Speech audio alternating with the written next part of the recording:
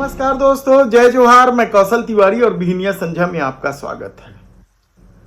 देश के प्रधानमंत्री नरेंद्र मोदी तीसरी बार गैर कांग्रेसी प्रधानमंत्री आसीन हो गए हैं, लेकिन 2024 के लोकसभा चुनाव ने ऐसी हार दी है जिसे अब तक न तो आरएसएस पचा पा रही है, न भारतीय जनता पार्टी के कार्यकर्ता पचा पा रहे हैं और न ही हिंदूवादी संगठनों के बांगड़ बिल्ले ही इसे पचा पा रहे हैं। और इसलिए उन तमाम धार्मिक नगरी जहां भारतीय जनता पार्टी की बुरी तरीके से पराजय हुई, खासकर अयोध्या में, उसे वे पचा नहीं पा रहे हैं। और जिस तरीके से वे कभी कहते थे कि मुसलमानों का बहिष्कार करेंगे, उसी तरीके से अयोध्या वासियों के बहिष्कार की घोषणा कर रहे हैं। और अब इस खेल में बड़े बड़े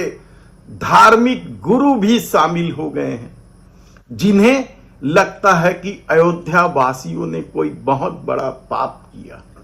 और उदाहरण भी वे इस तरह का दे रहे हैं जो हैरान कर देने वाला।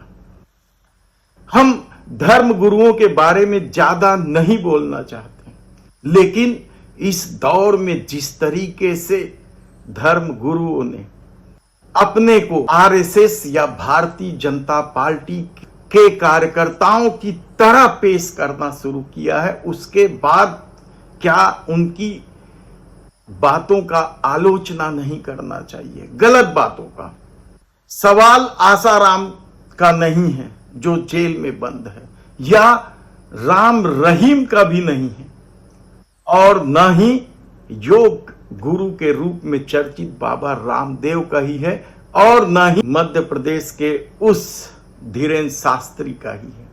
क्योंकि इन लोगों ने अपने को पूरी तरीके से आरएसएस और भारतीय जनता पार्टी का सदस्य साबित करने में कोई कसर नहीं रखी है, चाहे वो देवकी नंदन ठाकुर ही क्यों न। सबका अपना धंधा है, अब तो यही कहना पड़ेगा। और इस धंधे पर चोट होते देख या मोदी सरकार के आने पर ही धंधा बढ़ने की संभावना ने इन लोगों को अयोध्या की हार ने विचलित कर दिया है, कहा जाए तब भी गलत नहीं होगा। यानी आप सोचिए कि जिस राम ने अयोध्या वासियों की मान के लिए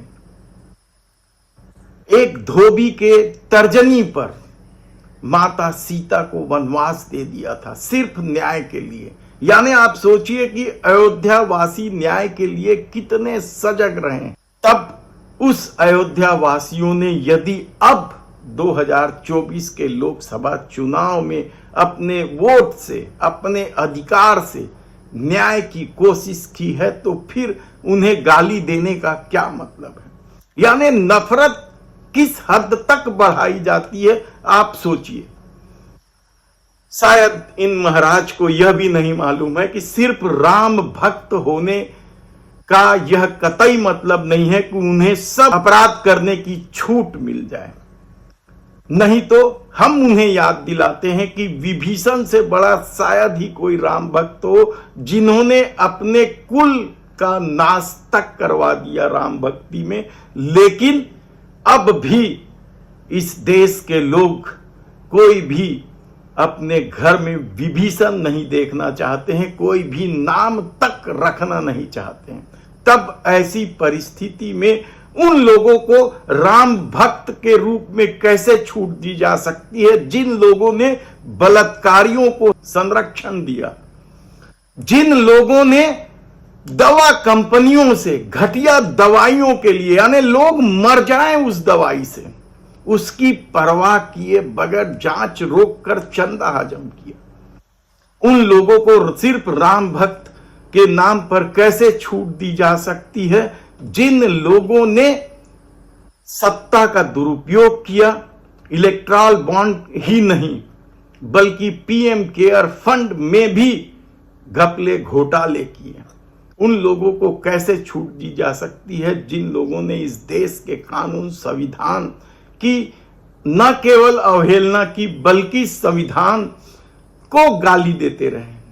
जियो और जीने दो की संस्कृति हर धर्म में है। खासकर जैन समाज ने तो इसे बहुत प्रचारित प्रसारित किया, लेकिन इस दौर में जिस तरीके से सिर्फ एक धर्म विशेष के लोगों को किनारे कर दिया गया, किसानों को सिर्फ इसलिए गरियाया गया कि वे अपनी मांग पे अड़े हुए थे, उन्हें देशद्रोही जाने। आप सोचिए कि इस दौर में किस कदर सत्ता ने राम भक्ति की आड़ में तमाम गैर भाजपाइयों को एक ही झटके में हिंदू विरोधी घोषित कर दिया, और वही काम ये बाबा लोग भी कर रहे हैं।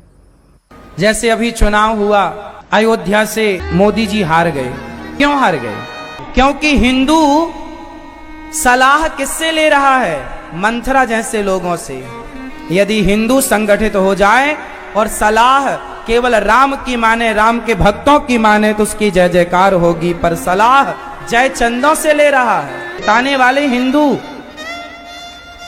इससे बड़ा दुर्भाग्य क्या होगा? अपने अपने घर में कीर्तन कर लेते हो, राम राम का नारा लगा लेते हो, जय श्री राम बोल लेते हो, हाथ जोड़ के राम राम कह लेते हो।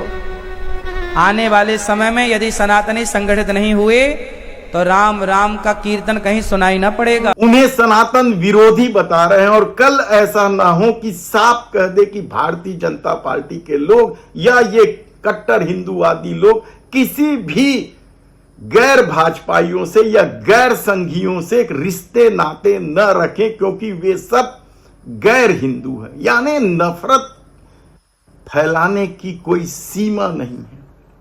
किस हद तक सत्ता के लिए आतुर है, हम उन बातों पर आज बात नहीं कर रहे हैं जिसके तहत नीतीश और चंद्रबाबू नायडू मोदी के साथ खड़े हो गए हैं या मोदी उनके साथ खड़े हो गए हैं। यह सत्ता की अपनी लाचारी और अपना चरित्र हो सकता है, लेकिन सामान्य लोगों के विषय में सोचिए कि क्या इस तरीके से कोई गाली देने वालों को अपने बाजू में बर्दाश्त कर सकता है? लेकिन सत्ता और राजनीति में यह सब कोई मायने नहीं रखता है। नैतिकता, आचार, विचार सब क्या इस दौर में केवल इतिहास के पन्नों में दर्ज हो जाएगा? सनातन धर्म को क्या इतना छोटा बना दिया जा रहा है कि वह केवल भारतीय जनता पार्टी और संघ के साथ ही दिखाई दे, बाकी तमाम लोग। आप सोच सकते हैं कि अखिलेश यादव मंदिर में जाते हैं और उस मंदिर को बाद में गंगा जल से धुलवाया जाता है। यह किस तरीके का चरित्र है? और शायद अयोध्या वासियों ने इसी चरित्र को देखते हुए ही अपने अधिकार का प्रयोग किया, और आज जब उन्हें बुरा लग रहा है तो उन्हें अयोध्या वासियों को गाली देने की बजाय अपनी गलतियां सुधारनी चाहिए। क्या देश के प्रधानमंत्री नरेंद्र मोदी को स्वतः आगे आकर अयोध्या वासियों को लेकर जो वैमनस्यता फैलाई जा रही है उसे रोकने की कोशिश नहीं करनी चाहिए? लेकिन नरेंद्र मोदी की राजनीति जब इसी तरह के नफरत फैलाने से फलती फूलती है तो वे क्यों मना करेंगे? लेकिन उन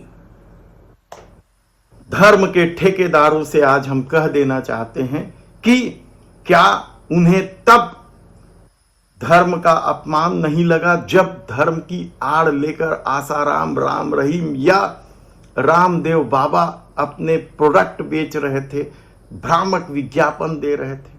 सोचना जरूर। धन्यवाद।